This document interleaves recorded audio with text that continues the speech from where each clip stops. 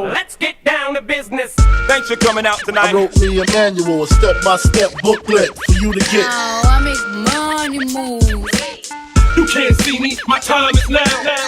All right, guys, welcome back to another episode of the MassiveJoes Show, Fitness Times Business. I have an epic lineup for you guys today. I'm sitting here in a hotel room in Sydney, in the Sofitel Sydney, across from the ICC here of the weekend of the Sydney Fitness Expo. And I'm sitting across the table from the owners of Ghost Lifestyle, one of the hottest brands in the industry, my good man, Daniel Lourenco. Got that last name right, yeah? Perfect, man. Perfect, awesome. And Ryan Hughes, what's going on, guys? Dude, what's up, dude? Just for the record, let it be known that we made our beds for the MassiveJoes. Okay, I did notice. I was like, housekeeping hasn't been here today, so it's all for you, man. Yeah, I know. Well, we're shooting early this morning, so I appreciate that, guys. Hey, man, thank you guys for your time. I really appreciate it. I know Expo weekends can be crazy weekends, so I appreciate you guys taking the time to sit down and get stuck into this podcast. Now, I'm excited for this because Ghost is doing some amazing things in the industry at the moment. Thank you, man. And we were just talking off camera, but we are actually on camera. But off podcast, we were talking about how you guys, you just understand where consumer attention is and you understand about putting content in that space. I really want to kind of, for the listeners, is get down and dirty with you guys and kind of give a background to the listeners about, as we do with all our guests on the show, the fitness background for each of you, the business background for each of you, how this Ghost monster kind of came about, and where the foundation kind of lies. So, let's kick off straight away. I'll start with you, Ryan. Sure. Because you're on my left. Fitness background. Let us hear it. How did you get into this industry from a grassroots type level? Yeah, I mean, I think, Dan and I obviously come from very similar backgrounds and that we both come from big brand experience, but me specifically, I came more from the athlete kind of fitness side of things. So I started out as a competitor, really in bodybuilding before physique kind of existed and the fitness thing kind of took off. Competed for a while there, and then the physique division kind of came about, and I was one of the first dudes to jump in, right? So I never was big like bodybuilders, right? But I always enjoyed competing. Yep. So the opportunity to jump on stage in some board shorts and, for me, not having the biggest of calves benefited me quite well. So first couple shows. That's a Ghost thing. If I have the best calves in the company, there's a problem. It's not a good thing. We gotta go train some calves together, fellas. I can give you some tips. All right. I actually took note, man. When you walked through the door, you got some dogs there. So. I get that. So yeah, dude, I jumped on stage a couple times and was fortunate enough to do pretty well out of the gate and turn pro, and worked with BSN for most of my kind of athlete career. Kind of went up the ladder with them and became probably their fitness face / spokesmodel internationally, which is kind of how I met Dan. Yeah, mutual friends in the city. Shout out Craig Capurso, if you know him, the legend. Yeah. But yeah, I mean, look, for me, same thing, like Ryan said, was behind a big brand for a number of the years, had all the marketing, brand, product development. But even before that, most people actually don't know I was a private pilot. I flew small turboprops, small business jets, flight instructed for a few years.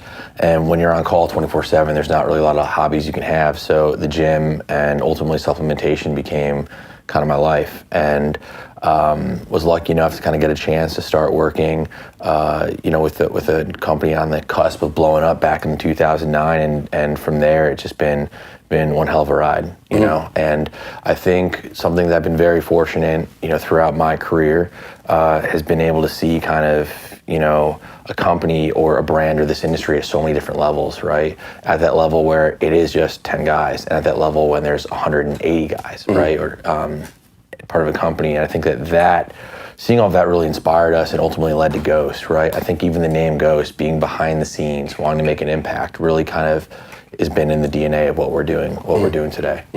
So I want to back up because we're kind of crossing over into business, and I do want to address that a lot, but I just want to kind of back up a little bit. So Ryan, from the bodybuilding and then physique side of things, sure. Like what was your first introduction to to health and fitness? Because no one kind of goes from like zero to like competitive bodybuilder straight up, right? So how did you kind of like, where did that come about? If we go right back. Yeah, I mean, I picked up the weights when I was probably 14, 15. Sure. Always kind of paged through the muscle mags, aspiring to be on the cover of them one day. I like imagine a lot of people listening, right? Yeah. And I actually spent a lot of times on the forums online. Mm-hmm. And funny enough, I would hit up companies, for products, opportunities to maybe review their products. Sure enough, company gave me a shot, and I stayed in touch with them, and that kind of blossomed into contracts down the line. I had still, I did a couple amateur bodybuilding shows, nothing crazy. Mm-hmm. They must have saw something in me, right, and signed me. And this was before physique existed, right? Yeah. About 6 months into my contract, the physique division kind of gets rolled out. Yeah. And it was just perfect timing, perfect fit for me. Okay. Given that, I wasn't the biggest of dudes. Yeah. But always kind of stayed in good shape, loved to compete. Jumped on stage, and honestly, I did one show, placed dead last. Mm-hmm. Second show, I qualified for nationals. Mm-hmm. Third show was nationals, and I took the overall and got my pro card. I was one of the first two guys that had a pro card in the States. Men's physique, right? Yeah. That's awesome. Which was cool. Yeah. This was long before fitness was becoming a huge mainstream thing. Yeah. So really, I didn't really know where it was going to take me. Yep. But from there, I moved to New York and pursued the fitness career full time. Mm-hmm. And I developed a training business in New York City, and that was kind of my bread and butter for 4 or 5 years. Okay. Which is where we ended up connecting in the city, New York. Yeah. So where are you originally from? Just outside of Philly. Okay. So not too far from New York City. Okay. Yeah. And Daniel, just with yours, so you were saying you're a private pilot, gym kind of as a hobby. Yeah. Like what attracted you to? Because you could pick any hobby, man. Like, look, when you, like I said, I was sleeping with my cell phone, right? Yeah. I mean, there were days where you don't really know if they're going to call, where you got to go. Yeah. You got 2 hours to get to the airport, get a uniform, get to the airport. Yeah. And so working out kind of just became the natural thing. I can't go to the beach and have a beer with my buddies, right? Sure. Then I can't fly. Yeah. So, I was doing my undergrad and flying full time, kind of a weird combo, and spending all my free time in the gym. Mm-hmm. And, I'll never forget, I was down in Florida, probably 2007, 2008. During the winter where, there's not a lot of private flying that happens in the Northeast in the cold that time. So I was flying single pilot ops in the Bahamas, Puerto Rico, some of those islands. Mm-hmm. Just going and checking out all the little independent mom and pop supplement shops, New York City area, maybe because of the high cost of rent, it's all very corporate, right? Vitamin shops, GNC, they all carry the same stuff. But man, South Florida, that market, there's so much cool stuff that we just didn't have access to back home. Mm-hmm. So I went in there and I found a product, found a brand I'd never heard of before. Get back to Connecticut, call the 1-800 number on the side of the bottle. VP of sales picks up the phone. Me and him start talking for an hour. Apparently they don't have any distribution anywhere near me. Do I want to help them out? I have a lot of connections. Knew some people with supplement stores, got them in. Fast forward a couple years later, boom, they need someone full time, and it kind of just worked for my life at the time. Yeah, straight up, I was 23 out of one of those world-ending breakups when you're 23 years old. Like, I don't know if I want to fly, the lifestyle, whatever. So, started working with these guys, and then, kind of one thing led to another. Worked on some huge product launches for them. Started working really, really closely with R&D teams and ingredient vendors. Got super into the science by just spending, days and days and days with those guys. One of the only probably marketing execs to ever take, several regulatory classes to kind of get involved in the compliance side and legal side of things too. Mm-hmm. And kind of just grew from there, right? Interesting path. But I think what's most important is, go back to the beginning of the story, I was a fan. Yeah. And I think that really comes through everything that we do now. We're almost like fans with maybe the experience, the knowledge, the know-how, the expertise to actually go and execute. Mm-hmm. But being that fan and being that core consumer hopefully comes through literally in every decision we make and everything we do. For real. So you guys, and this is very cool because it rings true to a lot of what we do at MassiveJoes as well, is you're coming from a consumer-centric perspective, into the industry, rather than we see a lot of people that end up on the business side of the industry who perhaps weren't consumers or weren't bodybuilders or men's physique athletes or whatever it is, and kind of come from a different direction. But it's very cool to hear you guys are kind of come from the consumer side. Well, that's the typical distribution in the industry, right? Yeah. I think most companies are either led by one of two people, right? Yeah. Either one, they're the straight business, executive type, who spend more time on the golf course and in the gym. Nothing wrong with that, but it's just the truth, right? The other side is you've got a lot of folks who are maybe the ex-athlete or bodybuilder or whatever, and they haven't really spent any time in the boardroom. So to kind of dial down the center with guys like us, and then say, hey, number one, we're fans. It's a really unique and kind of cool combo that I think has been at the core of any level of success we've had with Ghost or just in our career. Absolutely. All right, so let's drill down a little bit deeper into this business side of things. So, Ryan, through BSN as an athlete, from a actually back up a little bit. So you said that you were doing reviews online, and then that kind of led to my first kind of opportunity in the industry, which was actually with Gaspari. Okay. So Dan and I have a kind of a unique, I guess, entrance to sports nutrition industry in that there was no real interview process. I'm hitting up dudes on the forums, and Dan's dialing the 1-800 number on the back of the canister. Fast forward, you fast forward a couple years, and we're both, we have massive roles within those companies, which is obviously a little odd, but I think it says a lot about, I think, where we saw or what we wanted to do, right? And I think, I don't know that I necessarily saw myself when I was sitting behind a desk at my 9-to-5 coming out of college as, your next physique dude on the covers of magazines and whatnot, but I was given an opportunity and I kind of took it.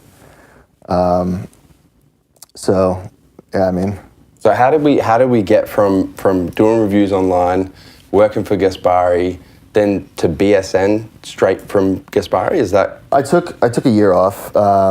So I guess my background in general is not, I obviously have worked out for a long time, but I have a business marketing management background. So that's kind of where I was out of school.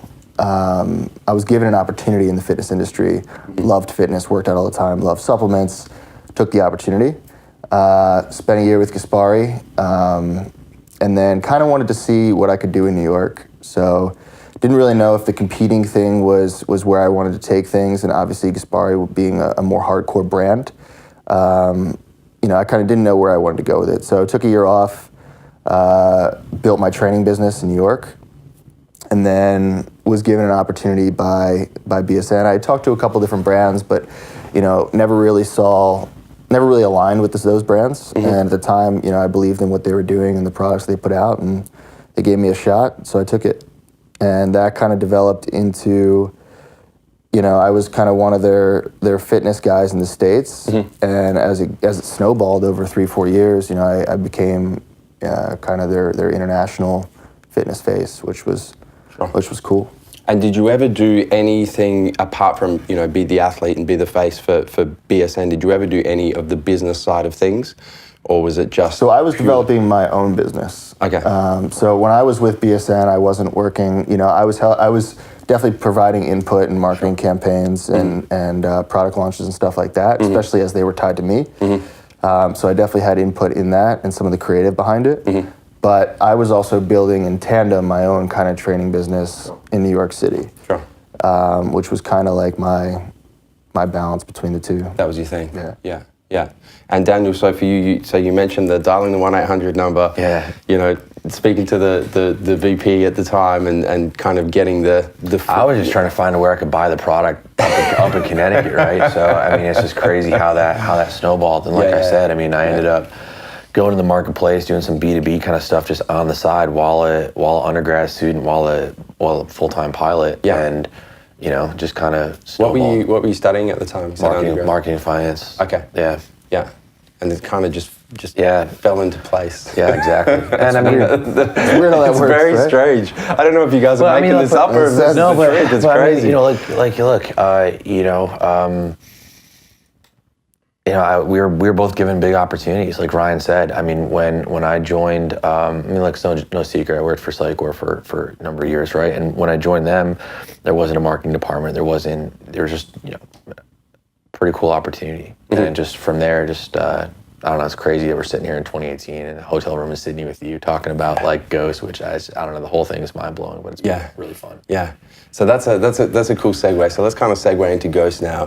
So we've got a bit of background. So Ryan over here, New York, doing your own business, doing some stuff for BSN. We got Daniel doing some stuff for Cellucor. In which city? New York. In New York as well. So you're both in New York, doing your separate thing for separate companies. What was the catalyst for Ghost? How did Ghost kind of come about? How did you guys cross paths? I guess we were introduced through Craig, and I mean, one of the coolest parts about Ghost, I think, not just with the two of us, but even with our ambassadors, Max, Christian, Raymond, Carrito. You got a lot of guys who've been personal friends for a lot of years. And at the time, with Ryan at BSN, me with Psychor, like we're just buddies, right? But what's been so cool about Ghost, it's just been perfect timing for a big group of friends to come together and make something really special. And anytime you can combine passion with expertise and knowledge with a group of people that you're ready to go to war with, man, I mean, success is never guaranteed, but man, you're putting yourself in a good position. And I think that's been part of our secret sauce is the people and just, timing. Yeah. Timing. Yeah. I mean, this is obviously when we entered the industry, the timing was kind of perfect, right? Dan on his side, jumping into a company that was kind of in a place where they didn't have a real marketing department yet, and he was able to kind of head that. And me for, an industry where bodybuilding was the creme de la creme for how many years, man? I mean, now fitness is like massive, and the bodybuilders are the minority in the industry. Right. But 5 years ago, that wasn't the case. So we had massive opportunities at the time, and again, I think when we were kind of jumping into this to start Ghost, again, we hit things at the right time. You know what I mean? Like, I think the industry was just at the cusp of really going forward into not just a more fitness direction, but a more lifestyle and active lifestyle direction. And there was Ghost. Yeah, I mean, look, the specific idea, if you want to like specifically, when did this actually happen? We might be able to give you a time. What was the time? So, Okay, when did this happen? I'm going to go with around 3:30 a.m. the Saturday night, or I guess technically Sunday morning of like the Olympia, probably I think it was 2013, 2012, whatever, around 2013, I think. And, Ryan, every Saturday we used to always kind of unplug from our respective brands, get together with a big group of friends in Vegas and just throw a big party. Yeah. Right? And this specific year, we had this awesome table at Hoxon, and like 50-something people at this table. I mean, it was just bananas. Stars aligned that night. It was one of those nights where you get great location in the club, great group of people together, great vibe, music, and the magic just happens. And we looked around for a second, and literally every big name in the industry was there having a great time. And I always make fun of Ryan a little bit because I know in his BSN contract he wasn't allowed to like drink or post on social media that he was having a cocktail, right? And you look around, you see all these people having such a great time, but no one's able to go out there and just tell that story. Like, why?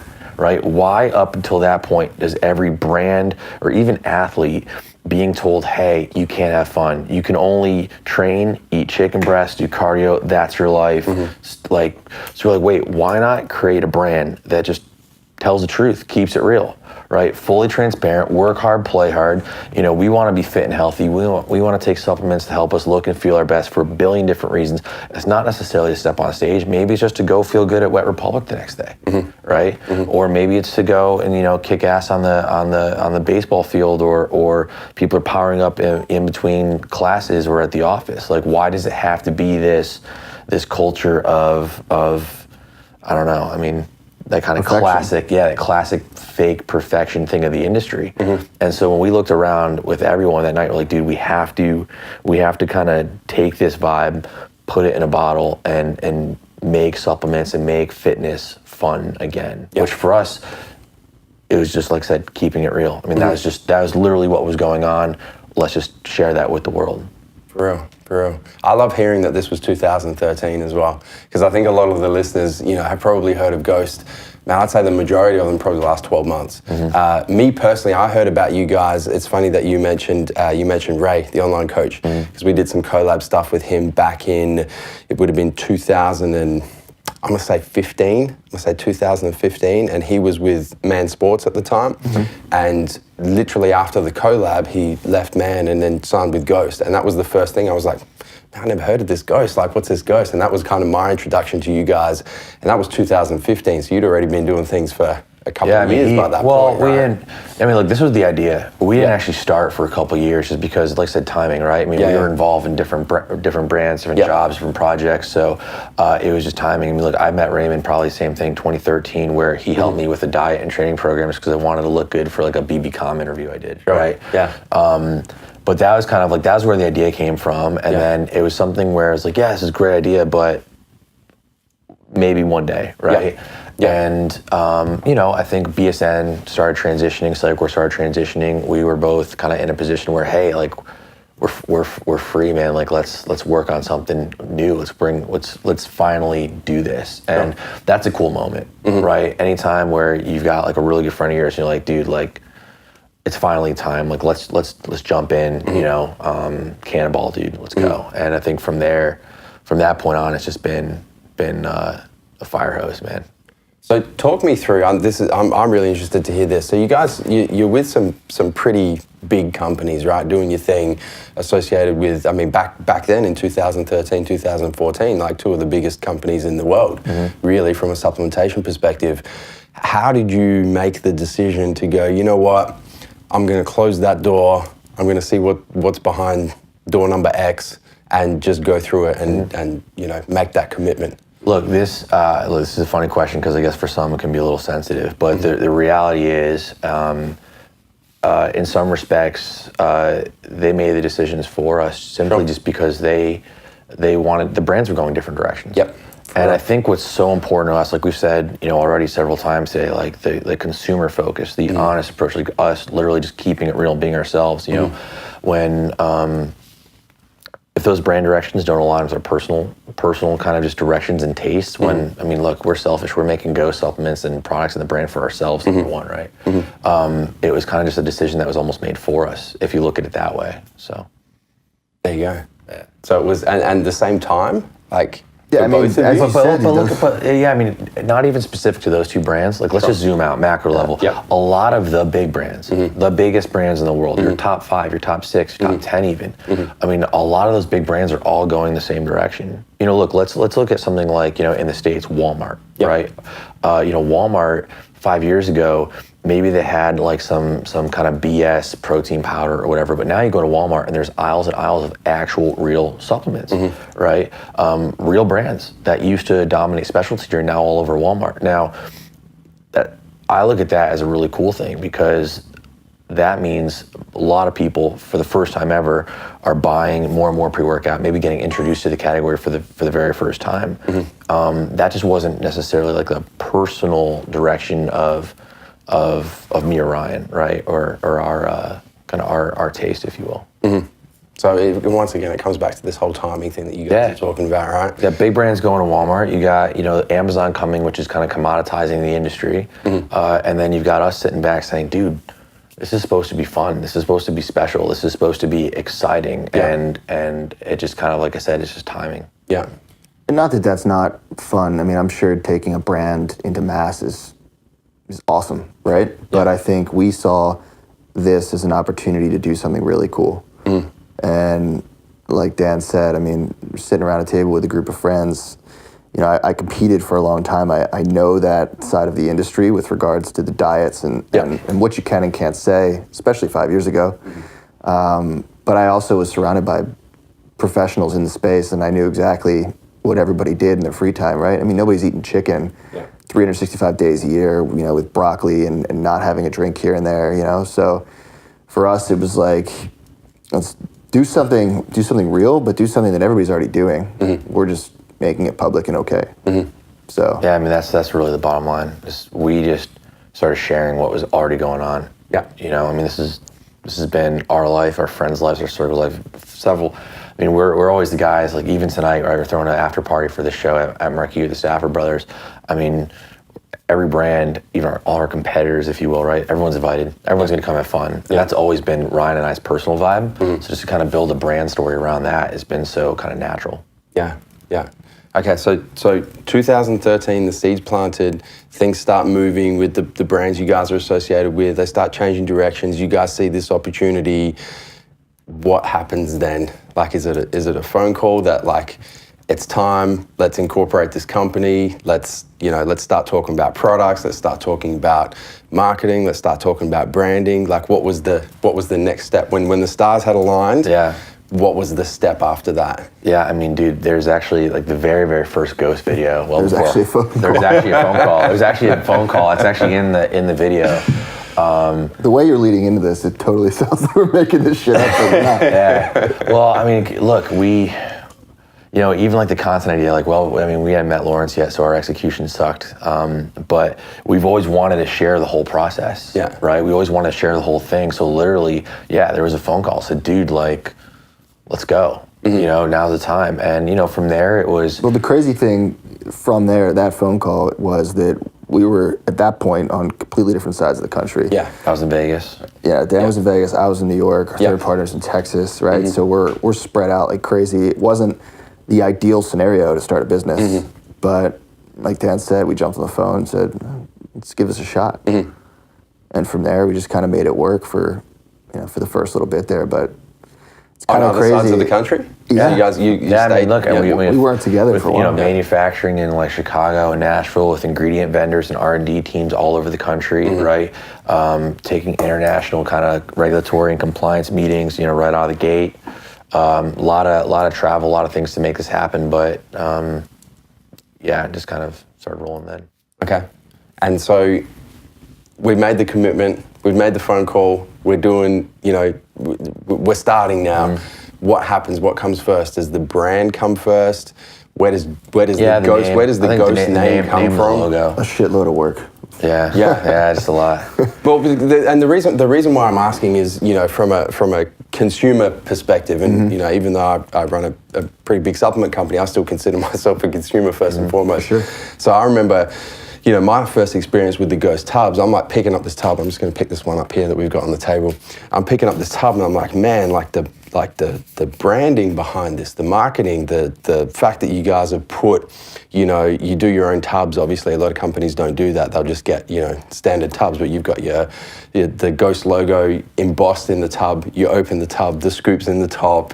Well, hopefully it comes through that we've thought about it, right? Like I said, we're users. Yeah. So, you take the scoop thing, we don't even advertise that. Yeah. Right? There's another company out there with another scoop, and their whole marketing campaign's hinged on the scoops on top. Yeah. Dude, we don't even advertise it. Yeah. For us, it's just like a detail that hopefully shows like how passionate we are, how much we care, and how we are the core users of the product. So yeah, I mean, when it started with, okay, what products we want to make? Pre-workout, protein, BCA, that's obvious. But from the formula, from the design, from any of it, it was really just our personal taste, right? How can we kind of raise the bar for what's been done out there, but show, like I said, the great attention to detail. Yeah, I mean, if you when we're putting this together, we're not necessarily looking at this like. We're looking at the tub now, guys. Just to give some context. How can we make this look so appealing that people just want to buy it? How can we do? That's not our mindset when we took this. We picked this up and we were like, how can we make this really cool? Like, what do we want to see when we open the tub? And we're both like, it'd be really nice to not have to stick your fingers into the powder and dig for the scoop. So let's just throw that in there. Yeah. But as Dan said, like, we've never really marketed that once. Yeah. So we're not trying to sell people on our scoops. We're just doing something that's cool that, we enjoyed as consumers and still do, right? So, I think that's the difference is we're putting this together just to build something for ourselves that's super cool, and it's really cool to see kind of the response to that and how well received it's been. So, all right, so we've got the timing, we've got the brand, the name's come about. You guys know what you want to do with the branding and the labels, and you pick the products at this point, right? That's kind of the easy part. You then go from okay, we've got this idea or ideas, we're starting to make things happen. Where does the ghost social media aspect come in? Like, where does that kind of fit in? And the reason why I'm asking this is because, you know, in my personal opinion, you know, you guys do it better at this point in time, definitely better than any other company that I've seen in the industry, especially how fast, and we spoke about this pre-podcast as well, especially how fast, you know, the platforms are changing that people consume on, and you guys seem to be able to just kind of tap into that much better than any other brand, and you're just kind of like, you're in tune with where people are paying attention and you're in that space. Where does that kind of come in? And I guess I'm kind of leading into, you know, the collabs that you guys have with the YouTubers, with Ray, with Max, with Christian. Where does that piece fit in here? Well, I mean, Dan said from day one, like, these people were homies, man. So step one was to shore up the fam, but they were there, right? They were in it. They wanted to support this. They wanted to get behind it. So once that was made official, you know, we just did what we've been doing for the last 6 years. I mean, we're users of social media. There's nothing out of the ordinary there. We just applied. It's coming from the consumer. We applied what we do every day to a brand, and people digged it. You know what I mean? So that's one of the big differences, is that being in some bigger brands, I think there's a disconnect at the top of those brands sometimes. 100%. And the difference with us is that we're users of supplements, we're users of social media. We use these platforms every day. So for us, it's not marketing, it's just life. It's just what you do, right? There's definitely almost a little bit of like an alter ego thing that probably went on at the beginning of this, of like, you know, when we're posting stuff, but it's kind of personal, but at the same time, it's also on behalf of Ghost.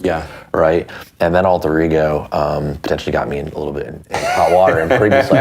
but to be real though, I mean, that's what people want to see. They went, you know, look, I'm a huge believer. Write this down for people listening at home. People are sick of being sold. They want to be included. And we've used social media to hopefully include more people and get more feedback. You know, we've got some big name athletes, but you scroll way back on my Instagram feed, guys, there's some not too flattering pictures of my man CG, where, I mean, I've known him for a really long time, man, and it's just been so cool that we can kind of put this together with that family. I mean, look, you know, because this is kind of a business-oriented podcast, I'll keep it real. There's no way a startup company like Ghost could afford these people at retail. These guys, you know, Christian, Max, I mean, these Raymond, I mean, they wanted to be part of this just as much as we were really excited to, like I said, go to battle with them. I mean, this is really, a lot of brands talk about family, but I think we really mean it. Absolutely. It's so good to hear that as well. I mean, and it's a common thread that's coming through in you know, everything we're talking about here from a fitness perspective, a business perspective, and then kind of into the social media perspective, is coming from that consumer perspective. And I mean, you're 100% Ryan, 100% correct, Ryan, as I see, you know, some of the bigger brands in the industry, and there's just such a disconnect. It's like, you guys just don't get it. Like, but it's not, I mean, it's not even a dig on anybody, right? No, not at all. If you're 45, 50 years old, you probably never use this shit. That's right. So we just were fortunate enough to grow up in a time where this was second nature to us, right? So, you know, we personally were using Instagram, Snapchat, Facebook every day. So when we started a brand, it just became second nature to obviously want to talk about the brand and share what the brand's doing on those platforms. So there wasn't really a learning curve for us where, you know, if I was just starting out today, and this brand was 20, 30 years ago, dude, I don't know how we would get the message out, print and TV and stuff, that was not our game. And I mean, and Ryan kind of hit on something important there. I mean, I got hit up a lot, you know, when I left my last job, before we even really officially started working on this thing.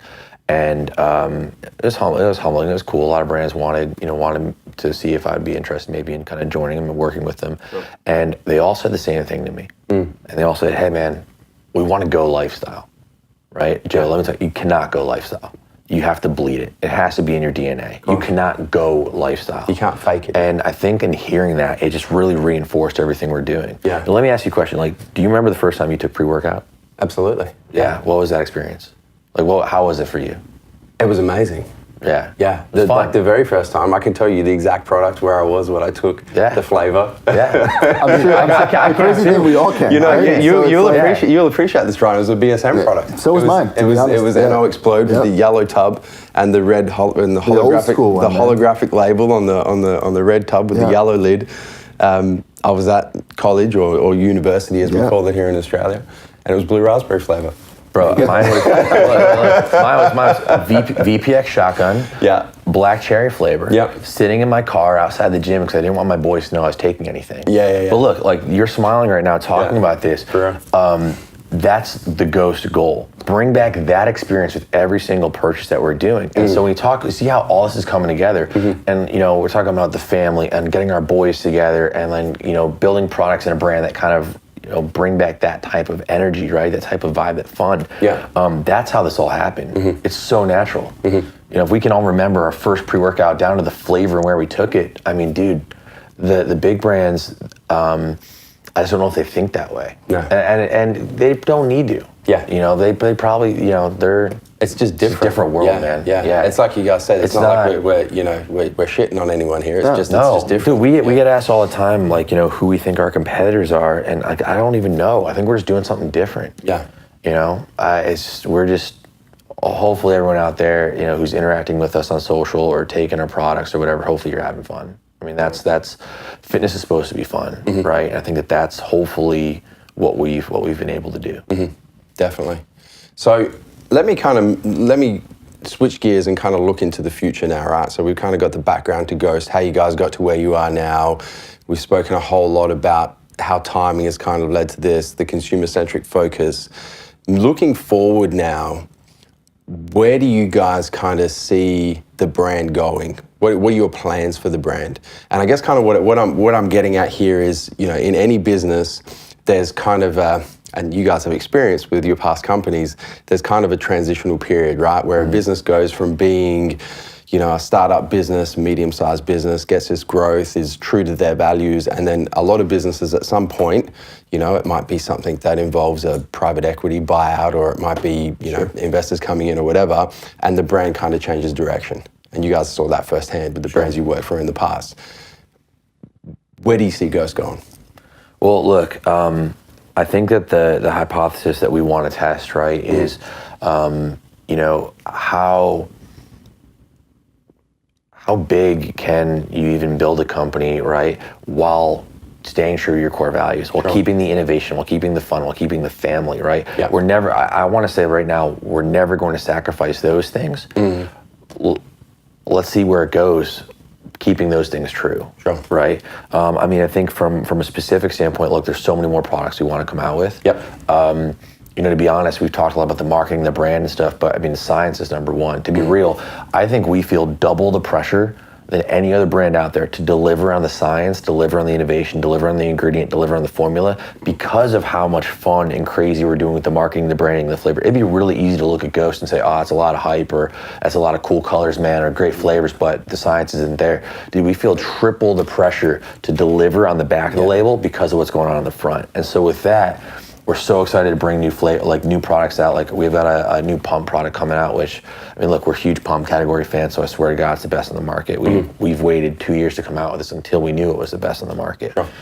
Ghost Size has been kind of one of those products too, where it's like, look, we wanted to take creatine, turn it on its head, and put out something really cool. That's kind of what we want to keep doing. And look, we'll see where the rest of it goes. Yeah.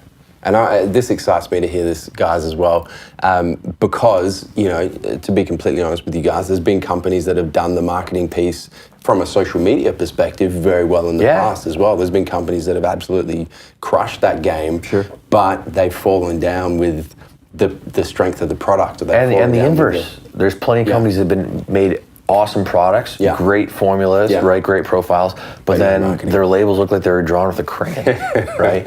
Look, it's 2018, right? Yeah. We really want to challenge ourselves to deliver on every aspect.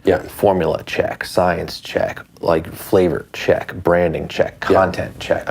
We want to, we're working so hard to make sure that we hit it out of the park every single way. And I think that that's what's unique to Ghost. I don't know that that's been done before, just the being able to deliver on both. And it's a tall order, easier said than done. Yeah, well, it's finding that crossover between, getting the marketing piece correct, being in the right channels, being where people are paying attention, but then also delivering on the products.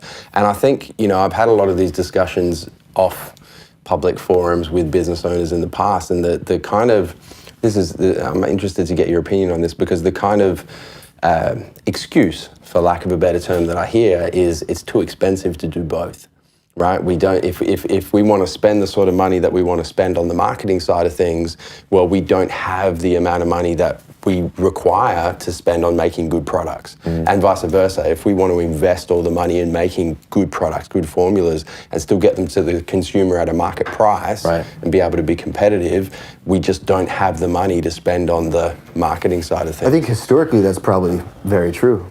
And I think what's different, or what's changed, at least in our mindset, is that we're willing to take less.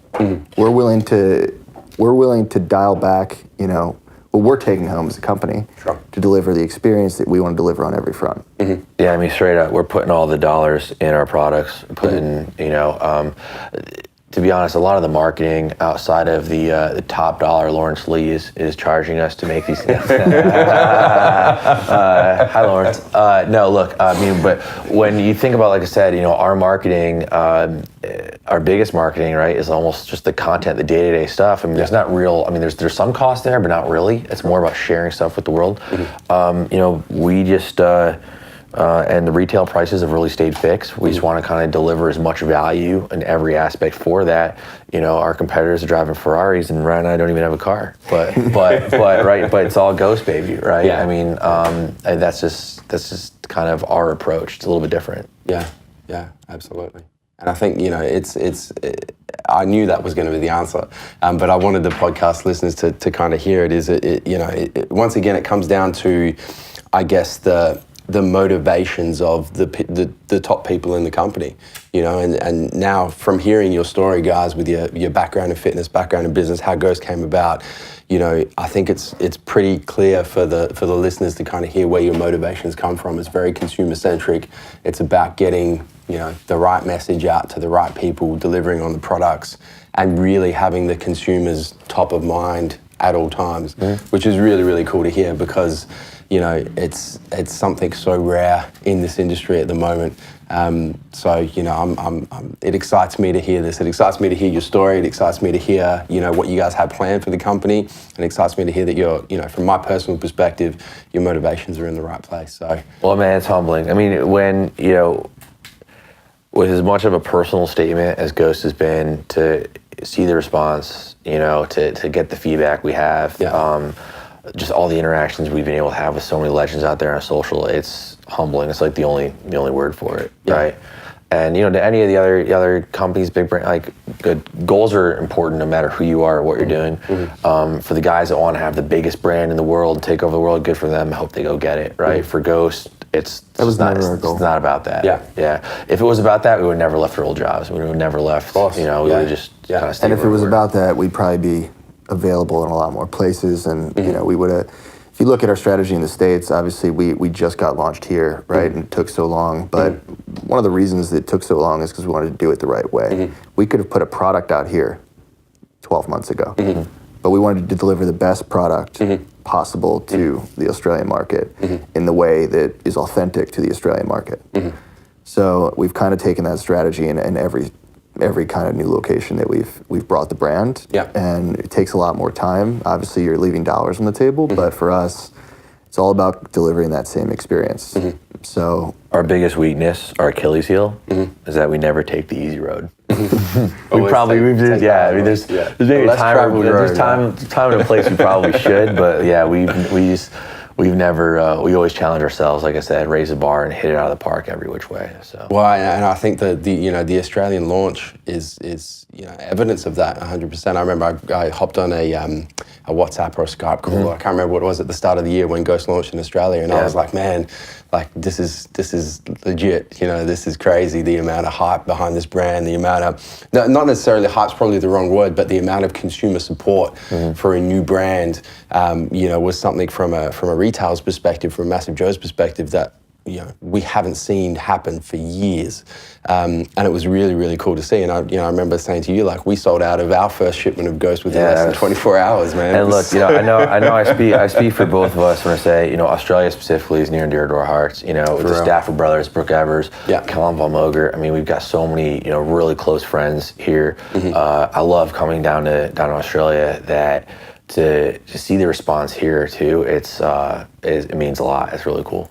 Probably pulled a lot of inspiration for the brand from Australia. Yeah, dude, Ghost legend. I mean, legend for us was we stole it from our Aussie friends. It is another term. Straight up. Yeah. I mean, it's not supposed to be legend you know, legends of bodybuilding. No, I mean, it's like, dude's a legend, right? No, I mean, man. That's, I've got a running joke with some of my good American friends in the industry, and one of their favorite Australian sayings, they've got a few, some of them I won't mention, but one of them is too easy legend. Yeah. You know, when you see someone or say someone, you go too easy legend. So I knew as soon as I you know, heard the name of the prize, I'm like, hold on a second. Matt and Chris. That's an Australian term. What's going on Matt here? and Chris Stafford. We owe them for the name legend for sure. He's getting royalties on every time, right? For real. Now, guys, look, I really appreciate your time. It's been a great chat. Getting to know you guys, getting to know the background behind both of you, your entry into the fitness industry, your business background, and kind of how Ghost has all come about. And I'm sure the listeners have kind of enjoyed getting a bit of a background to that and understanding the underlying values, you know, behind the brand. So I appreciate you guys. Thanks for the time, bro. Thank you so much. Thanks for letting us share, dude. Yeah, it's been awesome. Thank you. Yeah. Later. Thank you for listening to this episode of the MassiveJoes Show. Make sure you subscribe on your favorite podcasting platform, whether it be SoundCloud, iTunes, YouTube, Podbean, Stitcher, or TuneIn. And if you enjoyed listening to this episode of the MassiveJoes Show, ensure that you give us a 5-star rating on your favorite podcasting platform. Until next time, we're coming to you from MassiveJoes.com. Stay